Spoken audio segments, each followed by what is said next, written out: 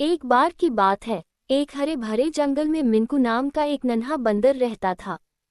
मिंकू बहुत ही शरारती था। वह पेड़ से पेड़ पर कूदता और सब जानवरों से मजाक करता। एक दिन मिंकू ने सोचा, आज मैं सबको हंसाऊंगा। वह चुपके से खरगोश की गाजर छिपा देता, हाथी की पीठ पर फूल रख देता और तोते की पूंछ पर पत्ते बांध देता। सारे जानवर पहले तो नाराज हुए, फिर उसकी हरकतें देखकर हंसने लगे। लेकिन शाम को मिंकू एक पेड़ से कूदते हुए झील में गिर गया। वह डर के मारे चिल्लाने लगा, बचाओ, बचाओ। तभी सारे जानवर, जिनसे वह मजाक करता था, दौड़कर आए।